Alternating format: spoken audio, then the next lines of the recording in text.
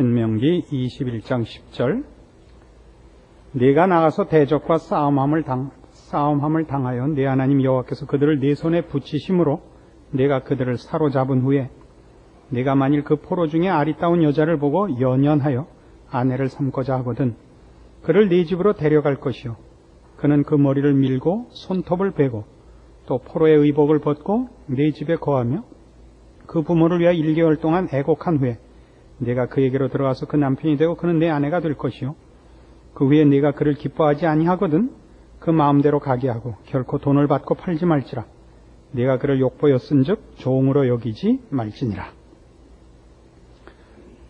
포로된 여인 중에 결혼을 하고 싶도록 좋아하는 사람이 생기면 어떻게 그를 아내로 삼는가 하는 대목입니다.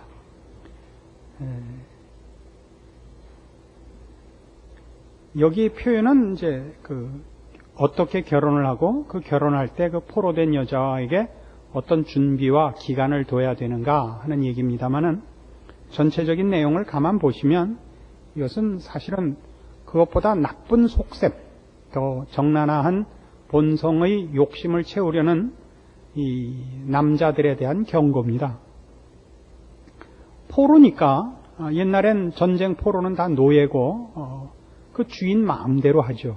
그래서 한 여인을 보고 욕심이 생겨서 결혼을 한다는 핑계로 그를 자기의 욕심의 대상으로 삼고 싫어지면 마음대로 버리는 그런 식으로 하지 마라 그 얘기입니다. 그런데 잘 보시면 이런 얘기죠. 비록 포로된 사람이라 할지라도 상대방에게 네 욕심을 채우고 네가 정복자로서 권리를 행사한답시고 한 인간과 한 인격을 마음대로 학대하지 마라 이겁니다. 하나님은 이런 사람, 약자, 패배자 또는 힘없어 보이는 모든 존재들에게도 하나님은 공평한 하나님으로 존재하신다 이거죠. 그래서 이 여인을 네 욕심을 채우기 위하여 서두르거나 무법하고 불공정하고 손해보게 하지 마라 하는 것이 뭐냐 하면 13절에 있는 바와 같이 슬퍼할 시간을 줘라. 마음의 정리를 할 시간을 줘라 이거죠. 육체적으로 이 잡혀오고 고난을 당한 모든 것을 회복할 시간을 가질 뿐만 아니라 정신적으로 말이죠. 정신적으로 새로운 환경에 적응할, 그리고 자기가 당한 모든 어려움을 극복할 최소한의 기회를 줘라 이거예요. 재밌는 것 아닙니까? 그의 도덕적 책임을 다할 시간을 주고, 정신적인 고통을 극복할 시간을 주고, 감정적인 준비를 할 시간을 주라 말이죠. 이것은 말하자면 우리 인생 전체에 관한 얘기입니다.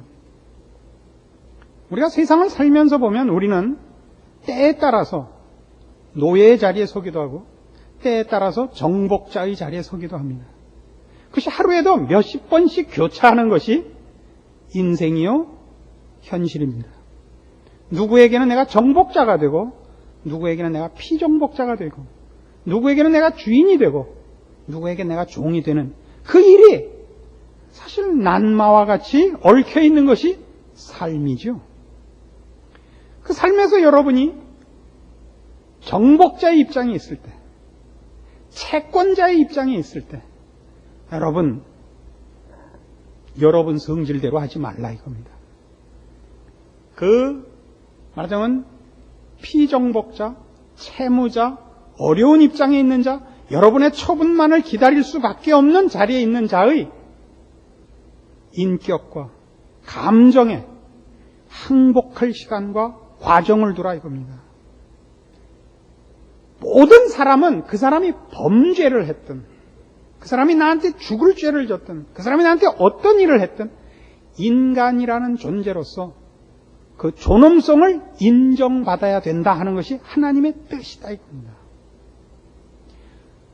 나에게 한 짓이나 사회에 한 짓이나 누구에게 한 행동으로 봐서 그는 죽어 마땅하고 욕먹어 마땅하고 돌로 쳐 죽여야 되는 사람일 수 있습니다. 뭐 뒤에 곧 나옵니다. 우리 오늘 신명기 21장이 뒷부분에도 나중에 우리가 살펴보겠지만 패역한 아들은 성문에 데려가서 주민들한테 얘기하고 돌로 쳐 죽이라 이렇게 돼 있어요. 제가 애들 패라 이건 굉장히 약과예요. 아주 쳐 죽이라고 돼 있습니까? 죄와 악을 제하는 것과 한 인간의 존엄성을 지켜주는 것과를 구별할 줄 모르면 우리 인생은 방자하게 되고 무질서하게 되고 무책임하게 되는 것입니다. 우리가 누구를 공격할 때는 언제나 그가 잘못해서 공격을 합니다. 그렇죠? 그가 모든 사람한테 그 얘기를 했을 때 그가 모든 사람의 공분을 살만할 일을 했고 누구한테 물어봐도 길을 막고 물어봐도 그 사람이 잘못했을 때 우리가 그를 공격합니다.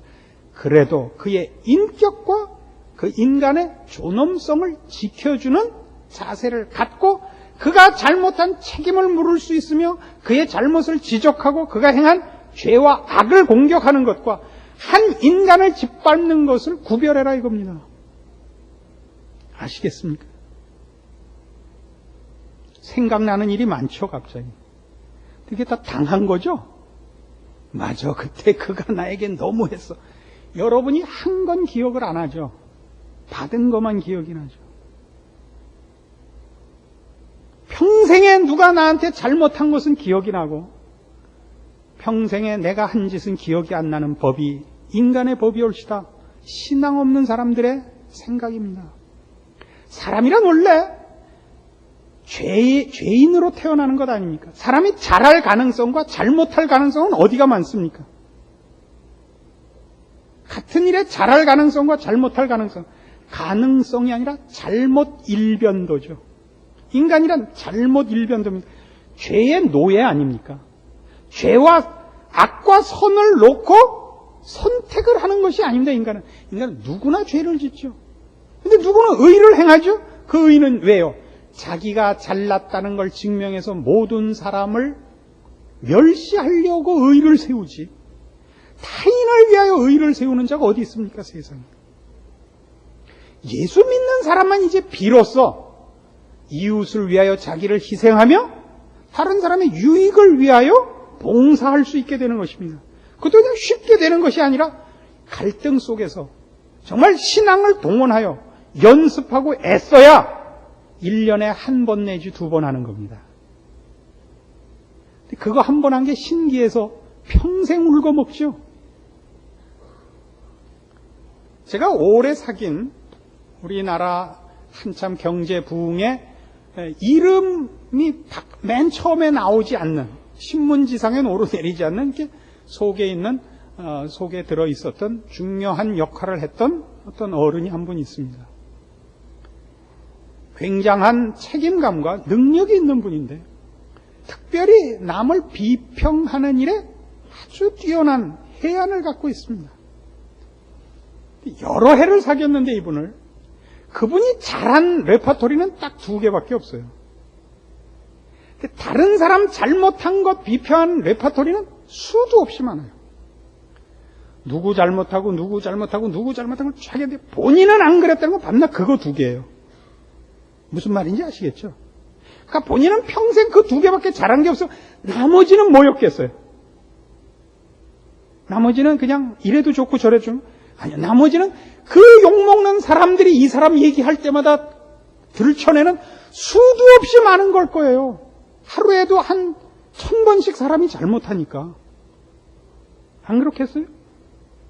그러나 참으로 희한하게도 이런 자기가 잘못한 몇천 개의 실수 말고 2개밖에 잘한 거 없는 것 갖고 이 사람이 한국 경제 부흥의 중요한 일꾼이 됐었다고요. 교회도 그래요.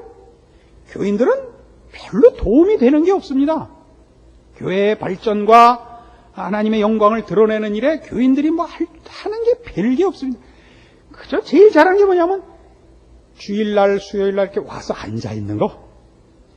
이게 제일 잘하는 건데 입만 열면 다 까먹는 겁니다. 이별어서 유익을 끼친 사람이 있으면 손 한번 들어보시오. 저 빼놓고. 사람은 이별어서 잘한 게 없습니다. 근데 본인은 있죠. 왜? 나 그때 그거 한마디.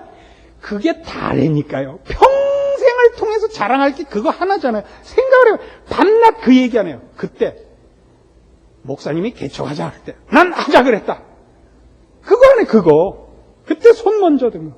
그때 누구도 하지 말자고 누구도 하지 말자는데 난 하자 그래. 이거 여태껏 얘기예요.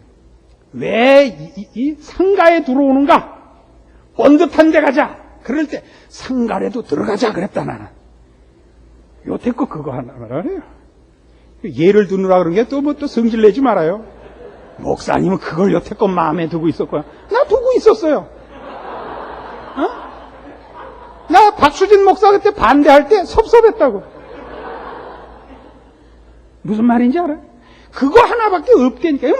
그거 외에는 다 잘못한 거란 말이에요. 그래서 이렇게 봐야 돼요, 사람은.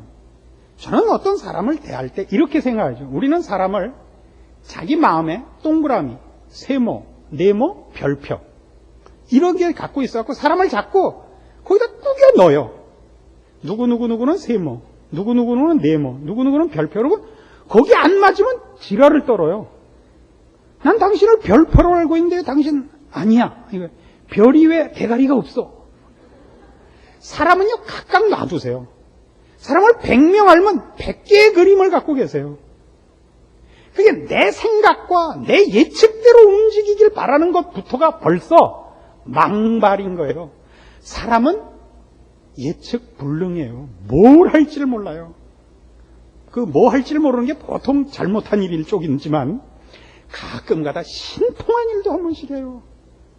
그런 기대가 있고 그 사람이 하나님 손안에서 변하며 잘 된다는 걸 믿는 것이 신자가 모든 사람에 대해서 가지는 믿음의 눈이란 말이에요. 그러니까 그걸 밟으면 안 돼요. 지금 시점에서는 밟아도 좋죠. 지금 잘못한 건 모든 사람의 공분을 살만한 잘못한 것 지금 얘기해서 지금 밟으면 되죠. 그러나 이 사람 변할 거예요. 변해야만 돼요. 하나님 그렇게 하시겠다고 부른 거예요. 그리고 나도 부른 거 아니에요. 그러니까 그를 지금 영영이 밟지 말자 말이에요. 여러분 자식이 고등학교 시험 떨어지면 그날 죽여요. 재수시키죠. 그래도 안 되면 돈으로라도 학교 사서 보내야죠. 왜? 언젠가 철이 들고 지금보다 나아지는 날이 있기를 바라고 또 그렇게 만들어야죠. 그것이 우리 보고 가지는 마음이라는 거예요. 그런 마음을 가지라는 거죠.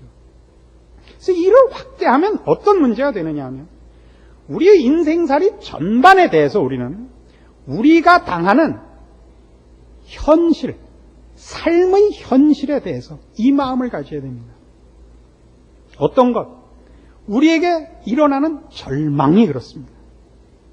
절망이란 절망뿐만 아니라 신자된 존재의 인생 여정 중에 하나님께서 허락지 않은 일이 일어날 수가 없고 하나님이 지켜보지 않는 일이 없으며 우리에게 일어난 어떤 일도 합력하여 선을 이룬다는 것을 우리가 믿습니다. 불안하니까 자꾸 믿는다고 우기재는 게 아니라 사실 아닙니까? 게다가 까짓거 그러지 않는다 그럽시다. 죽어도 우리는 유익인 사람 아닙니까? 하나님이 우리를 죽이시면 죽일 이유가 있고 그 죽음으로써 가치 있고 하나님 앞에 상 받을 만한 명분이 있어 죽이시는 것 아닙니까?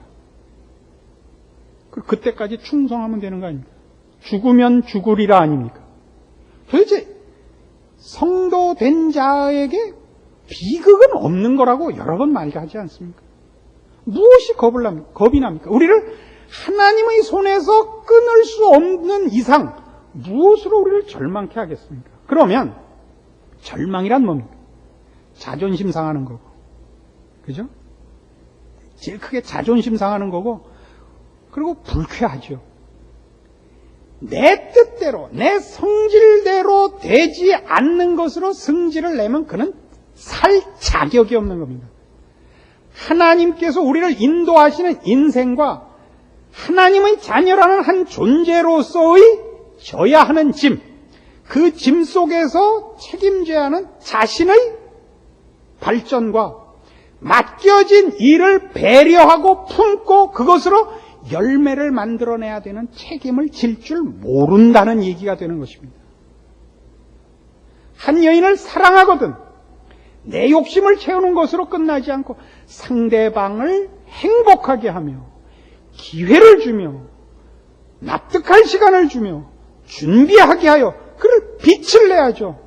내가 결혼한 여인은 나와 대등한 대접을 받으며 내가 누리는 모든 특권을 누리며 내 행복과 권리와 슬픔과 책임까지 기꺼이 함께 나누는 반려자로 부르는 것 아닙니까?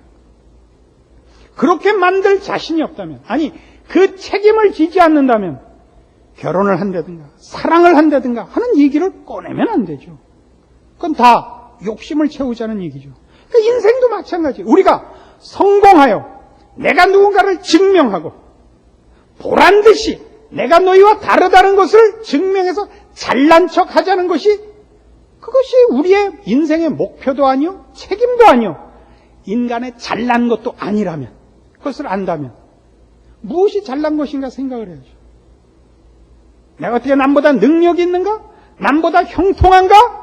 남보다 더 성공했는가가 아니라 그에게 주어진 삶의 모든 짐들을 져서 그가 진 짐은 쓰레기 짐이 아니요 돌덩어리가 아니요 그가 그 짐을 짐으로써 그 짐이 고난이 절망이 비극이 어떤 것을 만들어내는가 어떤 열매를 빚는가 사람을 어떻게 정화시키는가 보여내야죠. 씨를 품은 땅이 돼야 될 거 아니에요. 내가 당한 내 인생살이에서의 모든 경험들이 사람에게 무엇을 만들어내든가 하나님에 대하여 무엇을 배우게 하든가 같은 인생을 사는 사람들에 대하여 삶을 어떻게 희망과 책임과 성실함으로 살게 만드는가 하는 데 대한 조명과 격려와 유익을 줘야 할 거 아니에요. 인상 쓰고 성질 내는 것밖에 할 줄 모르는 이것은 자격이 없는 것이다 이겁니다. 그것은 마치 내가 정복자가 되어 기분에 따라서 하고 싶은 대로 자기 욕심, 자기 증명, 그 무절제하고 무슨 정리되어 있지도 않고 실력 없는 매일 바뀌는 기분같이 인생과 사람과 그에게 닥치는 모든 세상사를 휘저어놓는 꼴이 되더라 이겁니다. 푸시긴 이런 시를 썼죠. 여러분 예전에 다 한 번씩 좋아했던 시죠. 삶이라는 시 있지 않습니까? 삶이 그대를 속일지라도 슬퍼하거나 노여하지 마라. 기억나시죠? 우리 이 시 되게 좋아했었습니다. 이 시 모르면 간첩이었습니다. 요즘 외우는 젊은이들 못 봤죠. 왜 그렇죠? 우리 시대는 어려웠었기 때문입니다. 우리는 세 끼 밥 먹는 게 바쁜 시대였고 지금은 세 끼 밥 먹는 것이 창피해졌죠. 우선은 한 끼 정도는 피자를 먹어야 되는 거예요. 왼수들이. 그래서 요새는 뭘 배워요? 뭔지 모르는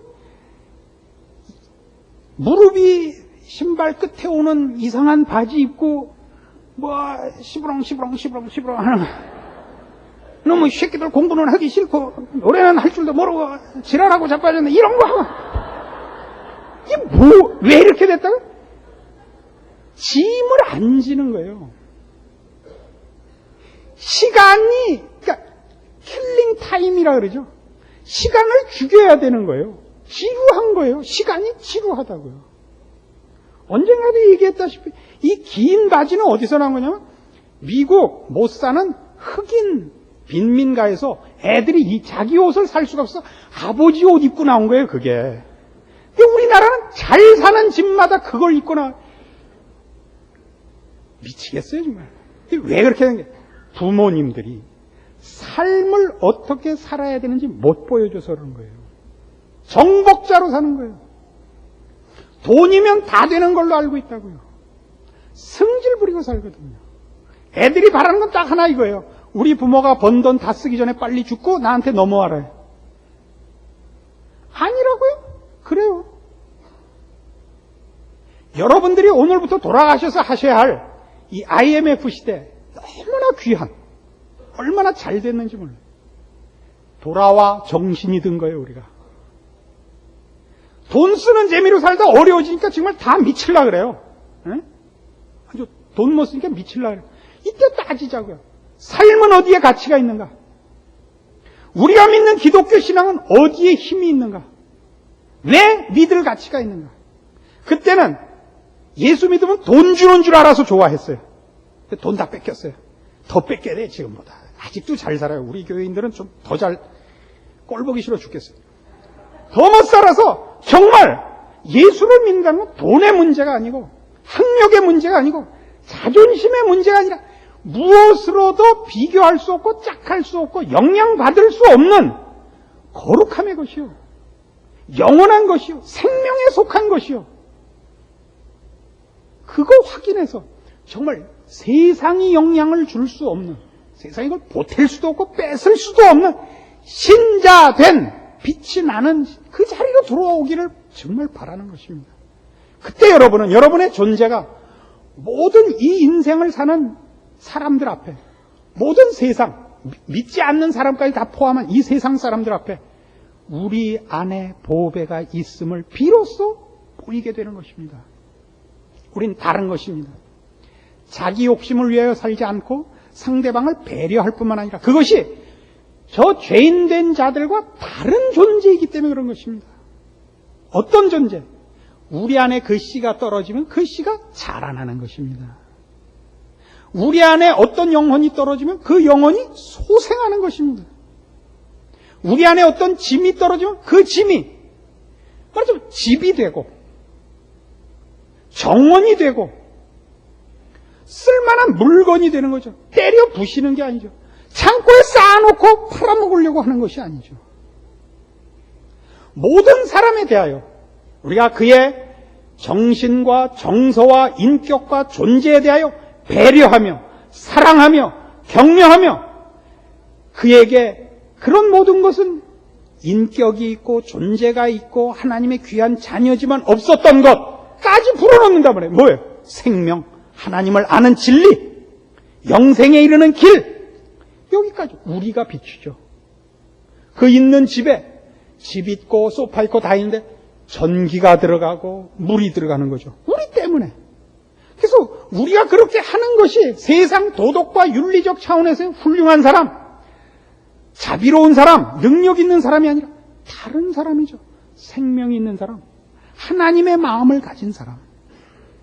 여기에 신자된 다른 표가 있단 말입니다.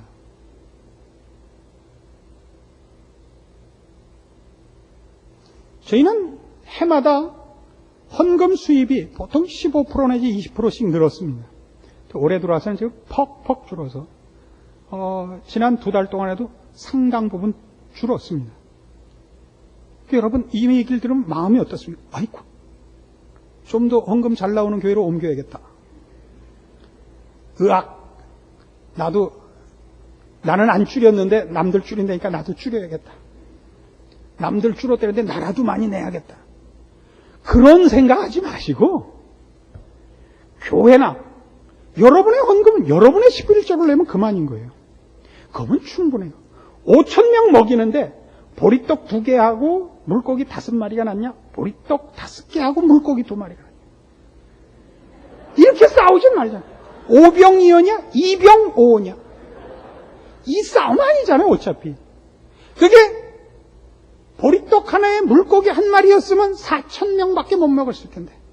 이게 5개, 2개라서 5,000명. 이런 얘기가 아니잖아요. 알아듣는 거예요, 못 알아듣는 거예요.